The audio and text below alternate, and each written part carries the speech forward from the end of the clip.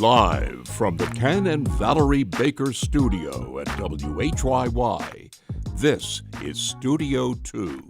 On Tuesday, May 12th, welcome, friends, on into the program. I'm Cherry Gregg. I'm Avi Wolfman-Arent. So today's political headlines feel less about politics and more like pressure points. For example, Iran war surges inflation as Trump's approval rating hits low record.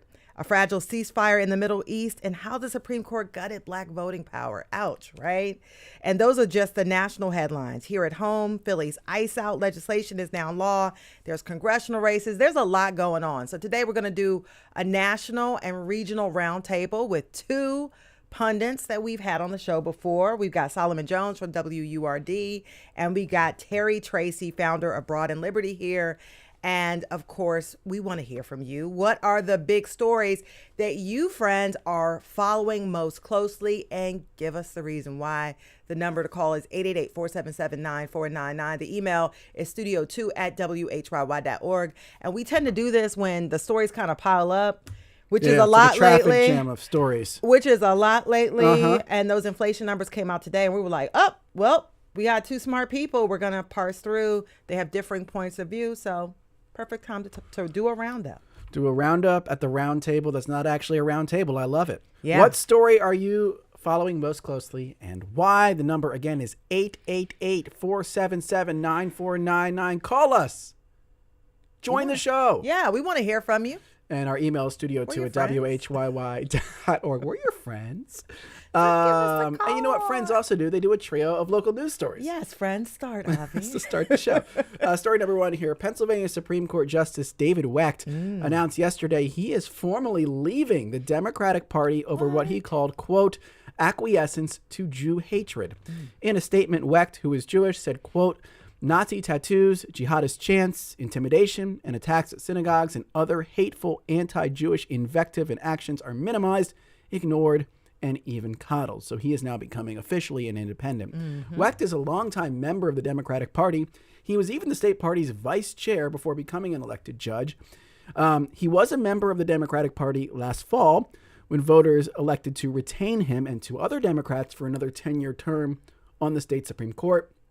In the statement announcing his decision, Wecht did not point to any specific examples of Democrats promoting or acquiescing to anti-Semitism. So there are some gaps that I guess the public has to fill in here. But either way, it's a big announcement in the world of Pennsylvania government. No, it's a big deal. And it's not lost on me. Like you said, he waited until he was reelected for a 10-year term to make this announcement. Because in a lot of ways, it would have been political suicide to do it before the retention race, because it was a very contentious race, and you need party support for the ads, ward leaders, etc. But in a lot of ways, Wecht is not alone, though. I mean, now that he's elected and he knows that he's going to be situated for 10 years, a lot of folks have been shifting out of the Democratic Party, actually both parties, for a while. It's been a trend here in Pennsylvania, but more so from the Democratic Party for folks to become independents or unaffiliated. And it's gotten worse between 2024 and 2025. Yeah. So... And right, the timing, obviously, you could say it's a little suspect. We don't know. Maybe something changed in his conscience between November and now, or there was something that happened because his statement doesn't gesture to any one act or person. It's a little tough to say. But you know, we've seen people who've broken with Trump and done it sort of after there would be consequences, after they announced that they're retiring or something like that. So it's not totally unusual.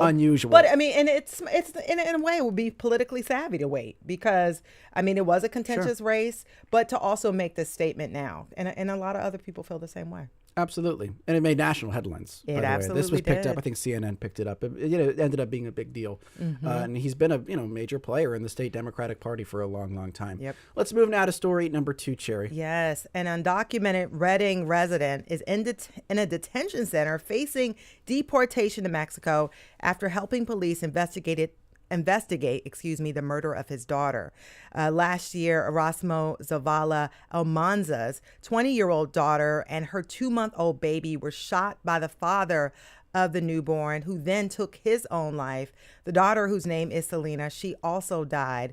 and the baby girl barely survived. Zavala Almanza helped police in the homicide investigation, which qualified him for what is called a U visa. And a U visa typically shields victims and witnesses who help law enforcement in investigations of serious crimes from deportation. The policy goal is public safety. The government wants to encourage undocumented people to come forward and to help law enforcement. And so, Zavala Almanza applied for the U visa. He disclosed his undocumented status, but U visa protection policies have shifted under the Trump administration. And so last month, ICE agents came to his home, arrested him, put him in detention, and now he faces imminent deportation back to Mexico. Right, and he's arguing that he needs to stay in the country to help care for his granddaughter, who is trying to recover from this horrible tragedy. And obviously her mom's not here to help with that. I will credit, by the way, the Inquirer and Jeff Gamage for bringing this story to our attention. It's worth your time. You should read the whole thing. It's an illustration of how immigration priorities and enforcement have changed, a stark illustration of that. Yeah. It's a very tough story to read, but I do think, if you're able to take some time with it, it's worth reading. And I just want to point out before we move on that, I covered immigration as a reporter and some of the U visa cases. And there was a big concern that, you push undocumented people underground because you won't help police. You'll hide from police. You won't, call 911 and, report crimes because you don't want to get deported. And so when you hear this story, it raises public safety concerns. Yeah. Moving finally now to story number 3, the end of this segment. If you want to celebrate America's 250th birthday by getting a little bit sloshed, I've got good news for you. 31 hotel bars across Philadelphia have banded together to create the cocktail trail for the semi-quincentennial this summer. That rhymes. It does. It does. Credit to Philly Voice for writing this up. Each of these bars has a special cocktail or mocktail, maybe both, inspired by the nation's founding, some based on old recipes, some that are just colored red, white, and blue. Okay. Visit Philadelphia has a map where you can find the whole cocktail trail. Yes, it rhymes. And you can keep track even of which ones you've tried. The cocktails are available through September 30th if you want to walk, and please walk the cocktail trail this summer. And I want to underscore that there are some mocktails as well. I love some of the names. They have the Schuylkill Punch at the First Daughter Oyster Company. That's their house rum punch. And then they have the Cosno mocktail. Cosno? Cosno. Oh, because it's non-alcoholic. Play on words. Non-alcoholic. Yeah. And then the Red Owl Tavern has the Walnut Street, which is souped up old fashioned. And then they have the, and then they have the Garden Smash, which is like a strawberries and basil mocktail. So you've looked deeply into this list. I think I'm going to do it. Sounds like you're about to walk the cocktail trail. I think I'm going to walk the cocktail trail. All 31? I don't know. I have to break that up week by week. I don't think I have it in me. I couldn't get through it once. I would need multiple summers. I need another 250 years before I can get through all 31. I can see myself, picking one spot on a weekend or something like that. This all feels tailor-made for a local content creator to do the whole cocktail trail in one go and get progressively more buzzed and maybe wear a tricorner hat while they do it. Yeah, so dress up. Dress up, please. Do your best 250th anniversary gear. So if you're going to do that, all we ask is that you credit us for the idea. So tag us, please. Please I tag will share. us, collab. We love to, but we don't encourage anyone, to be clear, to drink to excess. No, mocktails. You can do the mocktail trail. You can do the mocktails. Yeah, totally. So anyways, if you want to hit the cocktail trail, it's available this summer. And I have to say, it is actually a good tribute to the Founding Fathers, who we've learned through our research over the last year were basically buzzed all the time. Yeah, they drank beer because it was cleaner than the water. Yeah, so and the babies, not the babies, but the kids drank it too. The babies were drinking beer, but the kids drank beer too. They were. Yeah, no, but it was less alcoholic. Yes. I do think these cocktails would have knocked over the Founding Fathers.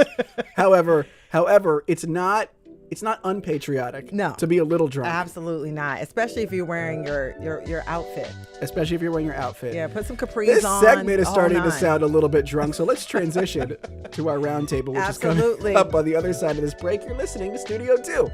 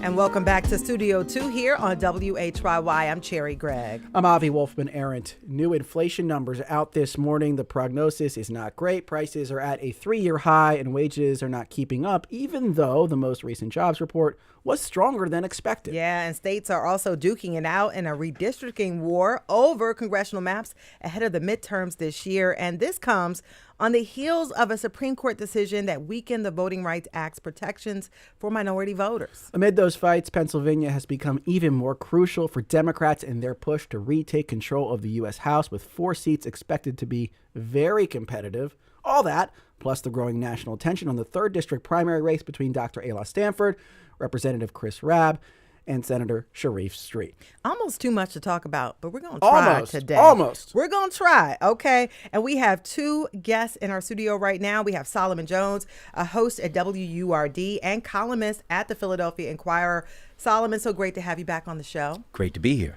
We also have Terry Tracy, founder of Broad and Liberty and CEO of Fideri News Network. Terry, great to have you back as well. Thank you for having me. Pleasure as always. And we'd love for you to chime in, as some of you already are. What story are you following most closely and why? Or maybe just give us your thoughts on a story that really matters a lot to you. Our phone number is 888-477-9499. Our email is studio2@whyy.org. YouTube, Facebook. Drop a comment in the live chat. Yeah, Lobster on YouTube says, still keeping up with the failing economy. And so that's where we're going to start. I'm not going to characterize it as failing, but those numbers came out today. Inflation numbers, 3.8% for the first time in 3 years. Inflation is higher than wage growth. And Americans are big mad. Terry, I'm going to start with you. Your thoughts, how are Republicans going to message around this? This is hard. Yeah, I don't think you message around it. I don't think getting around it is the goal. I think you have to take it on head on. I don't think, while there are definitely some green shoots in the economic numbers. And when we were last together, I think it was the Q1 numbers came out and they were surprisingly good. Mm-hmm. The jobs report was significantly better than expected. And it looks like as long as the government and people are willing to keep spending money they don't have, things will kind of stay on track. Yeah. But the fundamentals of the economy are going to continue to be at minimum in question until there is more clarity around what happens with the conflict in Iran and the Middle East. The reality is, gasoline is a global market, and as long as the global markets are disrupted, it's going to create a lot of pressure on the economy. And this was a choice that the administration made, knowing that this could very well be an outcome. And I think it comes down to the merits of whether that choice was the right thing to do for the country. And that's what Republicans have to focus on, is not messaging around the economy, but taking the numbers head on and explaining why they're headed in the right direction and the right choices have been made. What's the counter message, Solomon Jones? The counter message is that the wrong choice was made, that there was no need to go into this war, that the president tore up an agreement that he's now trying to renegotiate back to the original agreement that he tore up, and that it's literally because of those choices that we're in this position. Yeah. We're in a position where you have that 3.8% inflation. I don't think you can talk your way around that. Unfortunately, the president can't stay on message. It would be great if he would for the Republicans, but he won't. What do you mean by that? Where's the message drift that you say? He should be talking about making things affordable for Americans. Instead, he's saying affordability is a hoax. When during his campaign, he talked about bringing prices down because people were unhappy with inflation when Biden was in.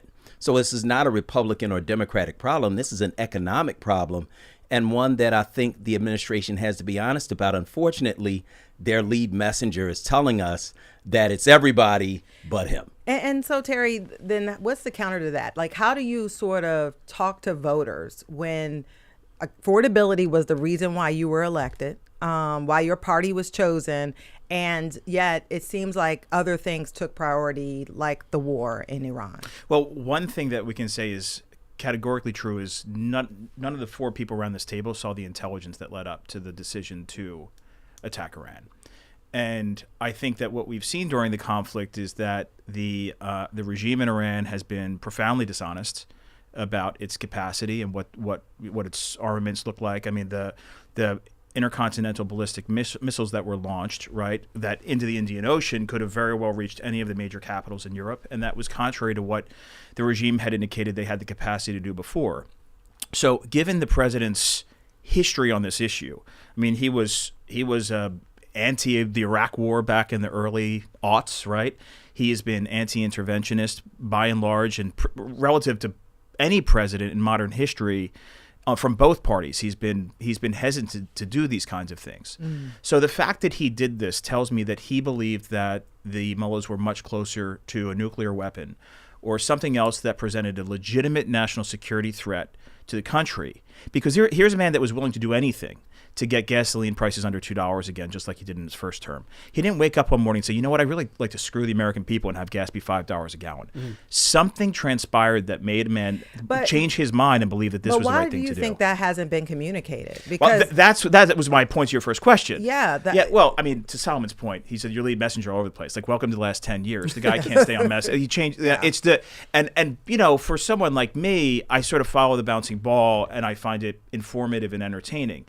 But I get if you're not that ideological, you're not that political, you're listening to the way he's speaking about these issues, it's very hard to sort of understand the rationale. And I do think the Secretary of State has been a much better messenger on this issue, but the messaging has been relegated to sort of foreign policy considerations. That case needs to be broadened, and I think if you do that, it starts to mitigate some of the political concerns. Let me read a couple comments in. And by the way, we'd love to hear from you. If you're on Facebook or YouTube, drop a comment in the chat. Give us a call, 888-477-9499. We're covering it at all this hour on Studio 2. Our email is studio2@whyy.org. Yelena on YouTube says, this administration just went ahead and started bombing without any kind of analysis. That's the way Yelena sees it.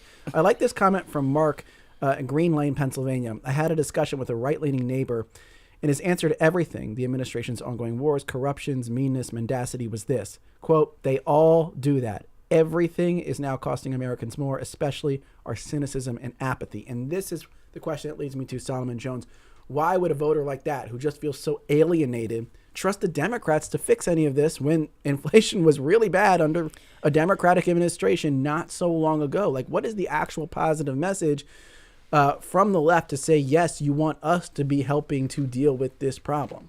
Well, I think that you have to talk about majorities, and you have to explain to people how government works. That the reason that you have Republicans fighting so hard to cheat their way, quite frankly, into getting a majority in the House is that with a majority, you can get things done. With a majority, you can push things through. I think that Democrats have to talk about a national message, a message that is about making things better economically for Americans all across the board, whether you're a liberal or a conservative or a moderate or a progressive, that at the end of the day, we all have wallets, and our wallets are a little bit lighter under Donald Trump. And so that has to be the message. Yeah, and and we think about gas prices and all the things. Do you think Democrats are using every opportunity available to them to really, hammer the Trump administration, hammer Republicans when we're talking about the economy, when we're talking about this war in Iran, as we are going through these primaries every single week over the past few months? I think one of the things, and I'm going to give Donald Trump some credit here, one of the things that he did that was brilliant was to buy his own social media platform. Because he has that, he drives the news cycle. He writes something crazy 3 o'clock in the morning, and we report on it seriously, as if this is a serious thing. And so he sucks all the air out of the room. I think that Democrats have to stick to the economy. They have to stick to people's pocketbooks. It's not ideological for everybody. But again, the one thing that we can agree on is that gas is $4.50. Yeah. But let me before we shift off of the economy, you did mention the green shoots, Terry Tracy, and we did hear a lot of doomsday messaging when Trump instituted the tariffs, made some other pretty, let's say, bold moves with his economic agenda early, and stock market still good, jobs numbers still good, labor market still strong. Like, if the president can message those things, is there a message that you can massage there that helps Republicans, in the midterms? Sure, and exactly why inflation is being driven. Sure, it's a cause and effect. It's a cause, right? So you have to make the case that this pain is worth it in the long run for whatever reason. That is what the administration has to do.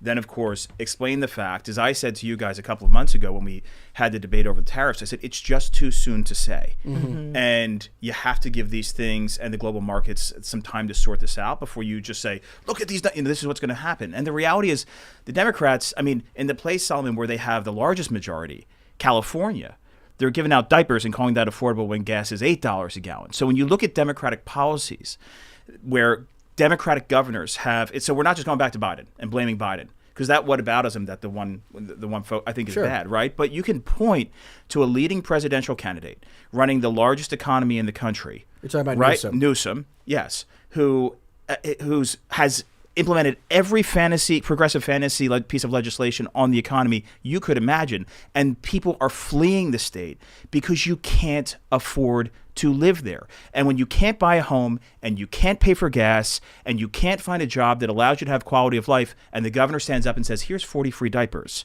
that's not a winning message that Democrats have. And the administration can point directly to Democratic governance and saying, while this may be challenging, when you put their policies compound the problem. Yeah. But how do you explain that things were more expensive in California when Schwarzenegger was the Republican governor? California's always been more expensive than every place else, except maybe Hawaii. And so you can't point to the governor and say he's the reason that gas prices are where they are. Gas prices are always more expensive in California, and they're more expensive now because of the war started by the Democrats. And by the way, we're going to move on. By the way, listeners, what story are you following most closely and why? The phone number is 888-477-9499.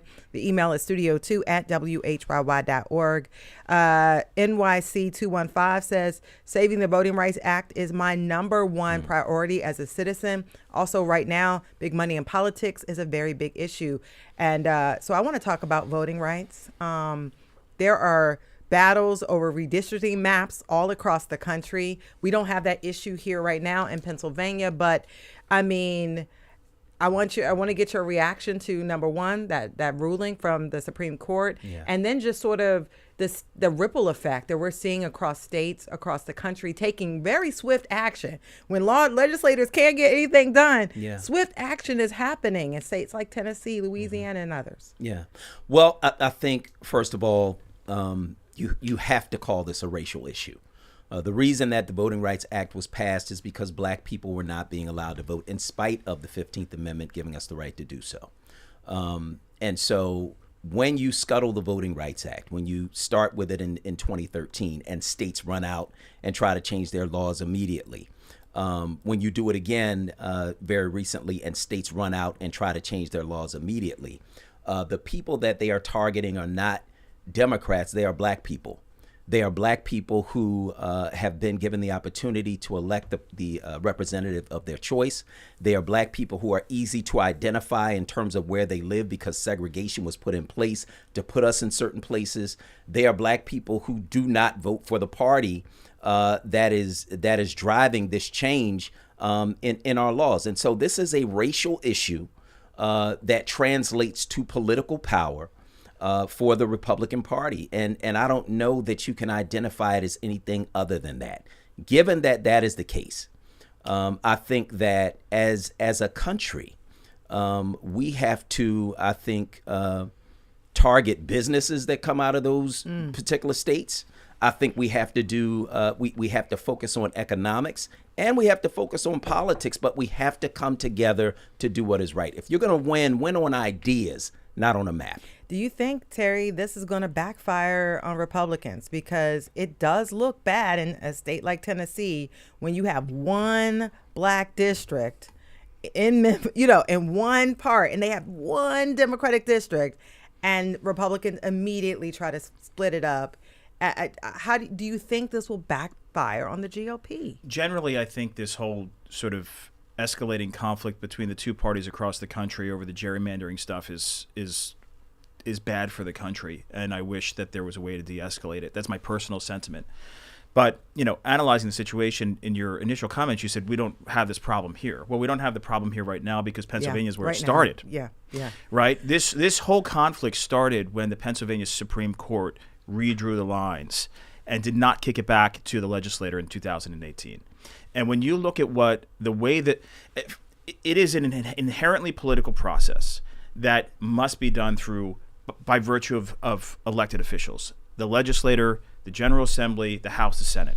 What happened in Pennsylvania was the Democrat justices that had a majority on the court decided to not only say that the lines were unconstitutional, but then redraw the lines themselves and not have the people's elected representatives redraw the lines, which really in many ways established the baseline for the fight that we're having now. And on the racial issue, I agree with Solomon, but to an extent, but I think it cuts both ways. Because what I saw Democrats do was dilute many minority districts in the General Assembly in order to move primarily African-American voters, into Republican kind of swing districts in the suburbs in order to put their thumbs on the scale. Whether you're looking at places like, at the national level, New England, or at the state level, southeastern Pennsylvania, and you look at the number of registered Republicans that live in those areas, and then you look at the number of Republicans that actually hold elected office, what it tells you is these districts have been carved up in order to benefit whoever is in power and whoever is controlling the system. How do we get off this ride that it seems like none of us want to be on? Mm-hmm. Like, does anyone have any ideas here to how to get off this race to the bottom with gerrymandering? Any ideas? Yeah, I think that what you have to do is you redistrict every 10 years and you allow the state legislatures to do it. I agree with that. But I also disagree with trying to say that these judges on the Pennsylvania Supreme Court don't represent the people. They're voted into office. They are representatives of the people, and they are supposed to uphold the law. They did the best they could to do that.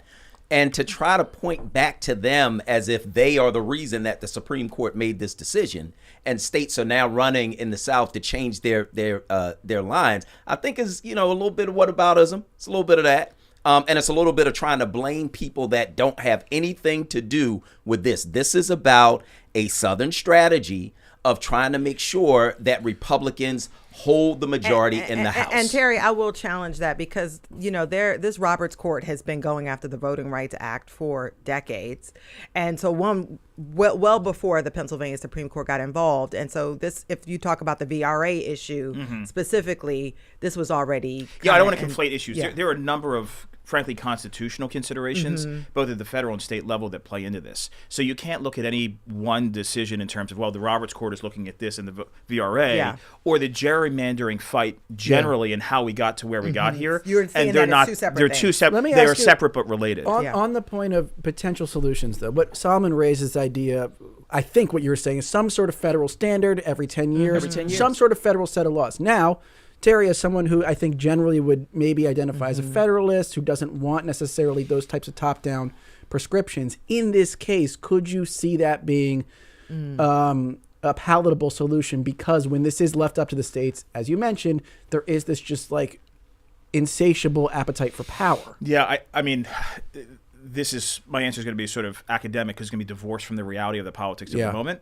But if I could wave a magic wand and get something done to address it, it would be through a constitutional amendment. Yeah, because that would address the federalism concerns, because you'd have to have 2/3 of the states on board. Right. So it would compel a compromise. In your that would perfect allow world, that's the way so to do it. there would be a federal standard, but you would get there through the path of amendment. Because in the moment that we're in, a federal solution is going to result only in a majority with the slimmest of majorities, one side or the other, and then it gets ramming reversed. something, and then we get into executive order. Because then what happens is future administrations will interpret that to say the president has the power to impose X, Y, and Z. And once you have these issues being handled by any, one administration or executive, you've got a real problem. I think I just got to reiterate and underline the point that this is about race. I have to say it. Because in order for Republicans to try to gain this majority in these southern states, they are literally going to black districts where black people live and splitting them up. We have to talk about it. Yeah.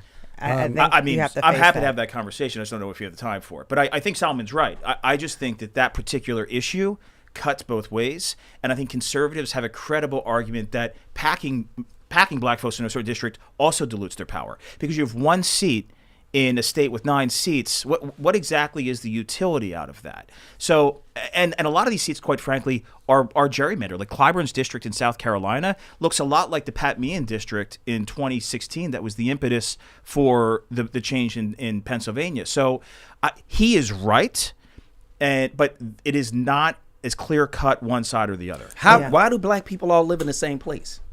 Why is that? Why is that the case? Why is it so easy to identify where black people live? Yeah.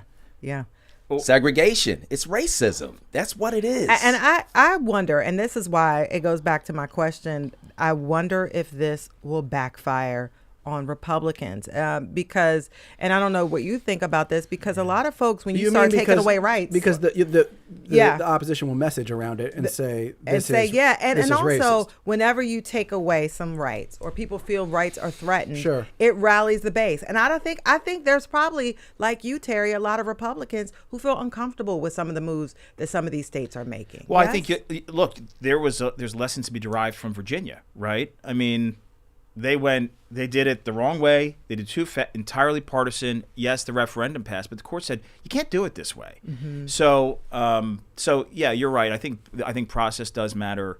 I don't think all black people necessarily live in the same area. You're seeing massive changes in the suburbs in a lot of areas. So I don't think that some of the assumptions from the mid-20th century that are right, and that is the genesis to how we got here, are necessarily germane to the policy decisions that are being made and the political implications today. But we have to move on to our next topic. Yeah. I do want to read in some comments, though, because we have several of them, and, we don't want to neglect the good folks listening to the show. Yeah. Frank says, in the recent election in Hungary, about 80% of voters came out to oust an authoritarian leader. In 2025, 34% of registered Philadelphians voted, highest number in a decade. There's a very important midterm primary happening next week. Who is trying to stoke turnout? That's something Frank is thinking about. Tom from Hunterdon County, New Jersey, says this war in Iran is all about distraction to the Epstein files. Look a Bear on YouTube says, I want to be an independent, but I also want to vote in primaries. I thought that was an interesting comment. We want to move now to the folks that are already in Congress, not the folks who maybe are trying to get into Congress. And let's look at what's happening with our local delegation here. Starting with John Fetterman, who is a Democrat. Who is a Democrat? Is he? Who is a Democrat? No. Who is a Democrat? Is a Democrat. Somebody from the state said of that Pennsylvania. I'm sure you saw this story, the Politico story about Republicans maybe trying to woo him. Do you give this any credence, Terry Tracy, this idea that John Fetterman would really become a Republican? I mean, sure. Why not? I mean, if you, the same reason like Angus King is an independent or Bernie Sanders. Sure, if you can get one more vote, why not try? I mean, it's if you can pat it in some way, shape, or form. But I actually wrote my column this week was on exactly this issue. I read Senator Fetterman's comments in the Washington Post on Friday night, and I was sort of moved to respond because I think that there are a lot of ghosts of Pennsylvania politics past here with Arlen Specter. And the argument that I made in that column was that John Fetterman should remain a Democrat. Like even as a conservative guy who would love to have more of a majority for the conservatives in the Senate, his utility to the American political discussion conversation is within the Democratic Party. The minute he leaves the party, he's just another former Democrat outside the coalition, right, levying a partisan attack. The reality is Fetterman votes with the Democrats 85-90% of the time, just like Arlen Specter used to vote with the Republicans 85-90% of the time. Mm-hmm. But he was willing to speak out on the Affordable Care Act and the American Recovery and Reinvestment Act in 2009 and say the Republicans have this issue wrong, and they kicked him out of the party. If the Democrats are willing to do that over border security and Israel, then they're making a mistake. And your thoughts? I've interviewed John Fetterman several times, and that's why my disappointment with him is so great. Because he sat and looked me in the face and basically presented himself as someone who was this liberal Democrat. Quite frankly, they weren't using progressive at that time. But, he's turned out to be someone who votes with Republicans on important issues.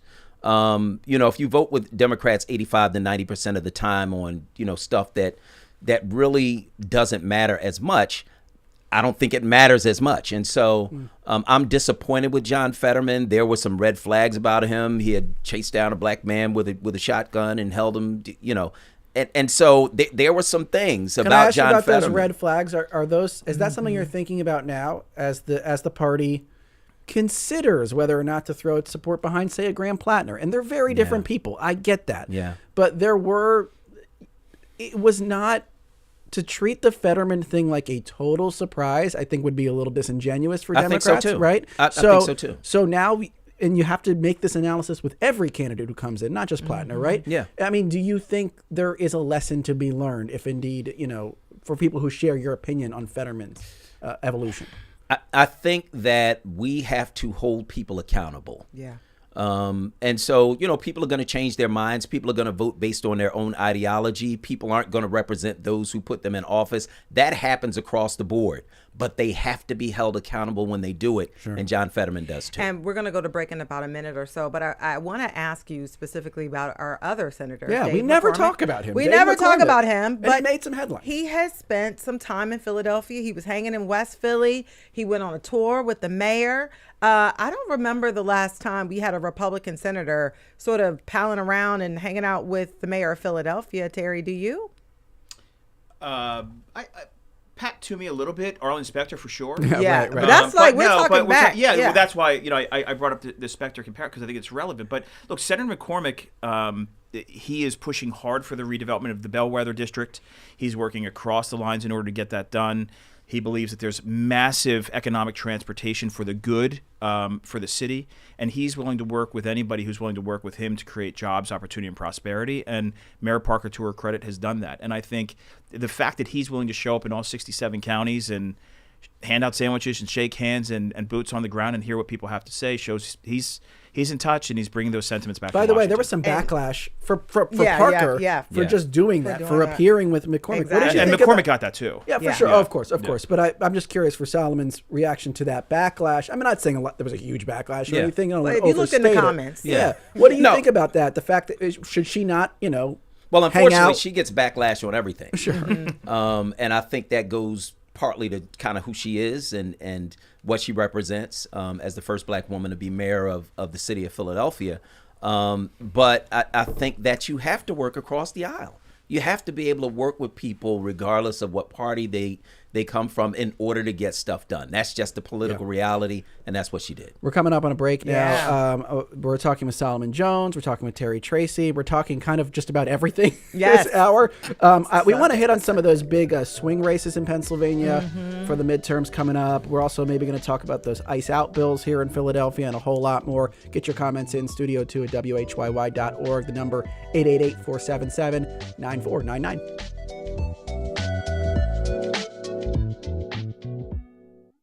Supporting WHYY.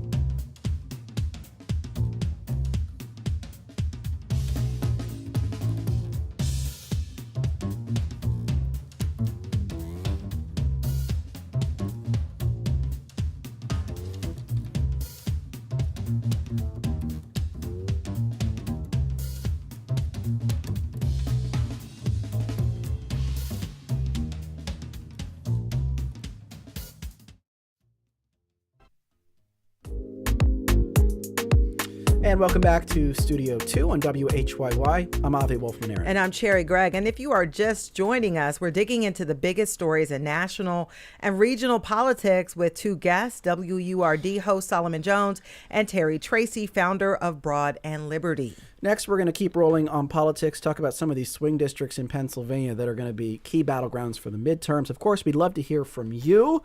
What's the top story you're following right now and why? Our number is 888-477-9499. Our email is studio2 at WHYY.org. If you are on YouTube or Facebook, comment in the live chat. Nick says there is a nuclear option for dealing with gerrymandering at large state representation in the House. Conversation perhaps for another day, but good one to bring up, Nick. Okay, so speaking of the current arrangement and how we elect representatives today, I think there are probably 4 districts in Pennsylvania that are seen as like the key potential flips for Democrats. You got PA1, Bucks County, Brian Fitzpatrick. You've got PA7, Lehigh Valley, Ryan McKenzie. You got PA8, kind of NEPA, Rob Brejnahan, and you have PA10, Scott Perry. That's sort of like a South Central Pennsylvania district. I'm just curious, Solomon, any of those you're watching closely? Do you think Democrats can really pick up all 4 there? I mean, what's kind of the prognosis for Democrats as they look at these 4 swing districts? I think if you have any shot at all, it's close to Philadelphia. So I would look at Brian Fitzpatrick. I mean, but he's been so resilient. He has, but gas prices, Yeah. inflation, job numbers. So all of these things, again, people vote based on their pocketbook. That's why people were willing to ignore a lot of the stuff that Trump did in his first term. And give him another shot. People who had not been involved politically were willing to give him a shot because they thought that they would make more money. Literally, in some of my community, you had a lot of people talking about, well, we're going to get another check. We're going to get another stimulus check. Where is it? So I think when people vote based on their pocketbooks, party doesn't matter as much. So if anybody. If we have a shot anywhere as Democrats, I would think that it would be in Bucks County, closer to Philadelphia. Yeah, are Republicans nervous, Terry? I mean, because you do have the Bucks County Commissioner Bob Harvey now has, the backing of, Governor Josh Shapiro. Josh Shapiro is very popular. People think that's going to be the wind beneath Harvey's wings. Your thoughts? I think Shapiro's coattails are real, but I think the place where they're least likely to carry the Democrat across the finish line is Bucks County. Brian Fitzpatrick has $7.5 million in the bank, which is considerable. He's very war well chest. funded, yeah. He's very well funded. He's got strong bipartisan credentials and appeal for that district. He's sort of his own operation up there. I think to the extent Bob Harvey's a profoundly flawed candidate, and I think that's, as you run through this list, it's one thing to say, are Republicans in trouble? It's another thing to say, well, who is the challenger? Well, And how about those other districts we mentioned? McKenzie, Bresnahan, Perry. Anyone there you think, oh boy. Yeah, I think that. So when you go through this list and you look at the competition, I think Harvey is certainly a flawed candidate. I think Brooks in PA 7 is also a flawed candidate. Assuming he wins, he is in a primary. He is in a primary. It looks like he's probably going to get across the finish line based on the institutional support he has. But his issues, both in terms of not like past social media stuff, but even just the way he's shown up in town halls and debates, seems like he's not really ready to meet the moment. So I think that benefits Ryan McKenzie. I do think Paige Cognetti, the Scranton mayor, is running against Bresnahan. Running against Bresnahan is a legitimate candidate. She has demonstrated the ability to raise money. She's popular in the core of the district. She is an attractive candidate. Bresnahan has hands full, and Scott Perry is a rematch. Janelle Stenson is very telegenic based on her history as a member of the media.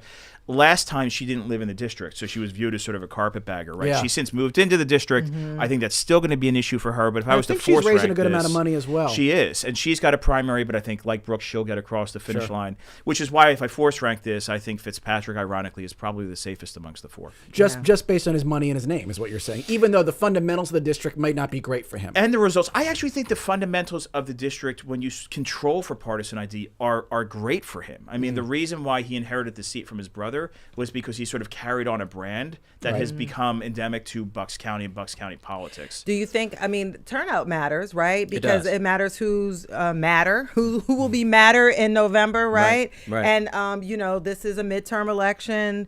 This is not a general with, presidential election. So if Democrats are more upset and the independents lean over and they show up more. Yeah. It's a purple state. I mean, you can't, you cannot take anything for granted, I think, in Pennsylvania based on your party.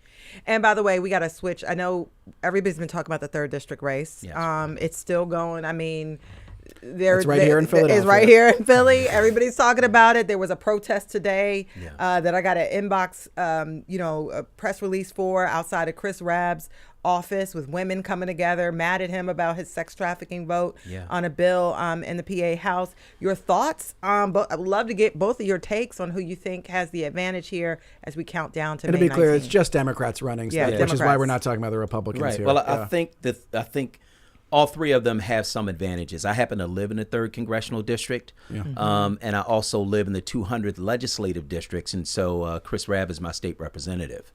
And so I know all of those candidates and have known them for years. I love the work that Eli Stanford did during the COVID-19 crisis. Nobody else actually picked up the mantle and did that work like she did at that time. I love the fact that Sharif Street knows politics as well as he does.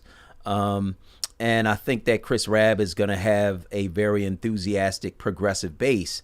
The question for me is who is going to be able to get their candidates out? We're going to be doing a... You mean their voters? Yeah, their voters. I'm sorry, their voters out. We're going to be doing a forum on Word tonight at 5 with the three of them, and so we'll see. I've moderated 2 of them so far with the 3 of them.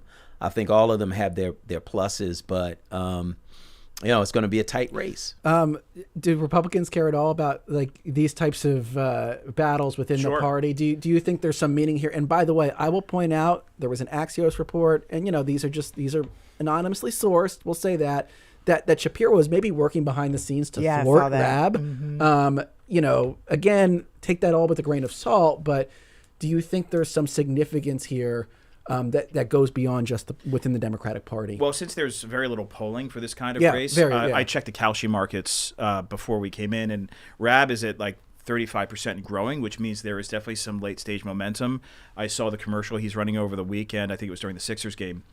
And it had the working families folks and Elizabeth, all the most progressive politicians in the city coming out for him in the commercial talking about change. And national progressives as well. So Republicans do care about that in the sense that for those in the party or in elected office that are to Solomon's point, willing to work across the aisle to get things done. The folks in Rabs are not looking to work with Republicans to get anything done. And Philadelphia the health of the city is essential to the health of the state. And so, yes, it's not going to be a Republican in that seat. But having a Democrat that's willing to work with Republicans to get things done in Washington on behalf of the city and not just throw bombs all the time. Who do you think that would be among the three? I think either Dr. Sanford or Senator Street's been around for a very long time. He understands how the game's played. Dr. Sanford's a newcomer. She understands some of the key policy issues. The challenge for both of them is it looks like they're splitting the non-Rab vote. And what mix of that non-Rab vote or non-working families, uber progressive vote, particularly if that wing of the party is super motivated, and let's be honest, Democratic City Committee and the ward structure is not what it used to be. If I was betting it, I think a late break towards Rob looks most likely. I think that's bad for the city. But I think it's good for Republicans. Yeah. Because Rab gets in and he doesn't work with Republicans, and Republicans can say, "Oh, well, he doesn't get anything done." So I think that. There are some advantages. I think that Eli Stanford on the money side had an advantage. I think Rab with the progressives and their enthusiasm has an advantage. But I think that Street with that party structure, say what you might. Yeah. You're going into that voting booth, like they a hand you test. that thing and say, vote for these people, it and feels you like do. a test, right? Yeah. Does that still Yeah. really matter? And just like it's going to be interesting. Democrats, progressive, liberals look at say, is the MAGA candidate going to take out, like Texas, John Cornyn? What's going to happen there? Republicans and conservatives are looking at this because it is the other side of the same coin. Yep. And we're going to try to get to a couple more things before we wrap up the show. Got to ask you guys, Mayor Sherrell Parker signed the ICE out legislation. At the same time, we saw letters coming from the House Judiciary Committee going to local law enforcement about their failure to cooperate with ICE. Any thoughts does the signing of this legislation? I mean, I know it was override proof or whatever she vetoed, but does it put a target on Philly's back now? I think there was always going to be a target on Philly's back. The question was, when was it going to come? It's a Democratic-led city. Other Democratic-led cities across the country have been targeted by this administration over what's happening with ICE. And so I think it was inevitable. I also think that the legislation that the mayor signed was already kind of, we were already doing. The only one she didn't sign, I think, was out of the 7 was the one about masks. Right. Because how do you have Philadelphia police officers confronting federal agents, and now you've got cops fighting cops in the street, So it was interesting. I think there was always going to be a target on Philly's back, but I think we had to stand up and say, no, this is wrong, not here. You're not going to do it. Yeah. Before we wrap up, I just want to mention one more thing that we wanted to get to. And there is a new poll by a group called NewsGuard about the April attack at the White House Correspondents' Dinner. 1 in 4 Americans believe it was staged. 1 in 3 Democrats. I'm just curious for your thoughts on that, Terry Tracy. I mean, we've seen this with going the other way, partisan-wise, for other, major political events. The sort of air of conspiracy that seems like it's just sort of everywhere right now. What do you make of it? Yeah, it's not a partisan issue. Depending on the circumstances, you'll get partisans to respond differently to what's a conspiracy and what's not. But the reality is that we live in a low-trust society, and there have been too many, not just years at this point, but decades of institutional failure that have resulted in people not willing to trust, whether it's media or whether it's government or whether it's some combination of the two, and in many cases corporations as well. And so low trust societies manifest themselves in these kinds of results. And as a society that's based upon self-governance, it's unsettling, to say the least. Well, we do have to leave it there. I want to thank both of our guests, regular guests, and we love having you both on the program. Terry Tracy, founder of Broad and Liberty, CEO of Fideri News Network. Terry, great to see you. Likewise. Thank you, guys. And great to see you, Solomon Jones, WURD host, columnist, The Philadelphia Inquirer. Good luck with the forum tonight, or 5 o'clock, right? Yep, 5 o'clock. How can people listen to that, by the way? They can listen on 96.1 FM, 900 AM, or on the Word Radio app. Thank you so much, Solomon Jones. Appreciate the time. Thank you. Let's read in a couple more comments. Andrea from Kennett Square says, I'm following the story about how the Strait of Hormuz closure is leading to a global threat to food supplies and could cause starvation. Deborah from West Philly says, not to diminish the focus on key U.S. Senate and congressional races, but what about races throughout the country, particularly the places that deny Biden won, where there are efforts to fill election verification positions with election deniers? This is a threat to our constitutional rights and fair elections. Yeah. That's a couple things on the minds of a couple of our listeners. Yeah, we did have a caller. Sorry we didn't get to you. And thanks to everybody who wrote in and commented online. And of course, we got to say thank you to our producers, Debbie Builder, Hazel May Bryan, and Paige Murray Bessler. Mike Schiffler is our visual producer. Al Banks and Tina Calicay engineered today's show. Our executive producer is Kevin McCory. From Studio 2 here at WHYY in Philadelphia, I'm Cherry Gregg. I'm Avi Wolfman-Arent. We'll talk to you tomorrow.